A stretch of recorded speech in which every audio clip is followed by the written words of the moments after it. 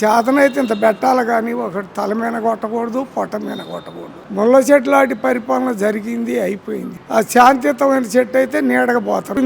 ఈ చెంపక పడుద్ది, ఈ చెంపక పడుద్ది, ఇటు గాయాలు పడతాయి, అటు గాయాలు పడతాయి.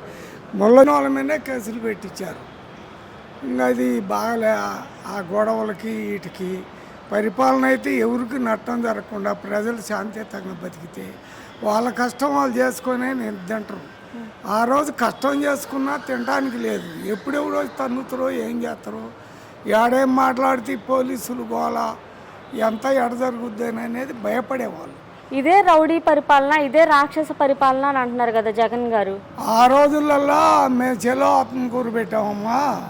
మేము 5 సంవత్సరాలు ఏరే ఊర్లలోనూ మేము చాలా ఇబ్బంది పడ్డాము. మా పొలాలు వదిలిపెట్టి, ఇల్లు వదిలిపెట్టి మేము చాలా బాధపడ్డాము. సరే, ఇవాళ ఎవరన్నా బయటికి పోయారా? ఎవరు బాలే. రౌడీ పరిపాలన అంటే రౌడీ పరిపాలన అప్పుడే బయటికి పోయారు, రౌడీలు కదురుపోయి. ఇవాళ ఎవరు బయటికి పోయారు? ఎట్లా అనాల్సి వచ్చింది? అది ఏదన్నా దానికి ఆస్కారం ఉండాలి అనాల్సింది. ఒక వ్యక్తి ఇబ్బంది పడితే ఆ వ్యక్తి నీ వల్ల ఇబ్బంది పడ్డాడా అని చెప్పొచ్చు. ఎవరు ఇబ్బంది పడకుండా ఎట్లా చెప్పాల్సి వచ్చింది? అది చంద్రబాబు నాయుడు గారు దౌర్జన్యాలకు పాల్పడుతున్నారు అని చెప్పి జగన్ గారు అలాంటివి ఒప్పుకోలే. ఆయన అలాంటివి అయితే ఈ వరకు ఆయన చేసిన ఈ కాడికి ఇవి ఎక్కువ జరిగాయి. అయితే ఇవి ఒప్పుకోలే. ఇద్దరికి సమాన న్యాయం చేస్తుండు, వాళ్ళకి న్యాయం చేస్తుండు, ఇటు ఉన్న వాళ్ళకి ప్రతి ఒక్కడికి. పోలీస్ స్టేషన్ పోయినా తప్పు చేసిన వాళ్ళ మీదనే కేసులు పెడతారు, వాళ్ళ మీదనే చర్యలు తీసుకుంటారు. కానీ వన్ సైడ్ పరిపాలన ఆ రోజులలో జరిగింది, ఇప్పుడు ఏం జరగటం లేదు. అసలు ప్రశాంతంగా ఉంది. ప్రజలు బాగానే బతుకుతున్నారు, ఇబ్బందులు లేవు, కజ్జాలు లేవు, రౌడీజం లేదు, ఏ లేవు, ప్రశాంతంగా ఉన్నారు. అసలు ఏపీలో శాంతి భద్రతలు అనేవి ఉన్నాయా అని జగన్ గారు అంటున్నారు కదా. రెడ్ బుక్ను అడ్డం పెట్టుకొని రెడ్ బుక్ పరిపాలన చేస్తున్నారు అని అంటున్నారు. 5 వరకు రౌడీజాలు ఉన్నాయి, గొడవలు ఉన్నాయి. భయపడి ఊర్లు వదిలిపెట్టిన వాళ్ళు ఉండరు, రాష్ట్రాలు వదిలిపెట్టిన వాళ్ళు ఉండరు, జిల్లాలు వదిలిపెట్టిన వాళ్ళు ఉండరు. ఇవాళ ఏ గ్రామస్తులు కూడా జిల్లాని వదిలిపెట్టలే, రాష్ట్రాన్ని వదిలిపెట్టలే. ఆయన చేసిన పరిపాలన అట్లుంది. ఇవాళ ఎవడ బాగలేదు కదా, అందరూ బాగుండరు.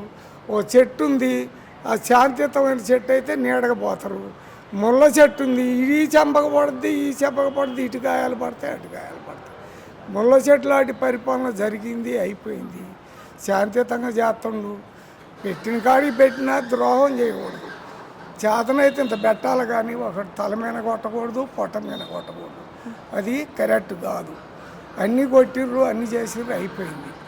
సరే, ఇలా చేర్చగానే బతుకుతుంది జనం, ఇబ్బందులు ఏమి లేవు.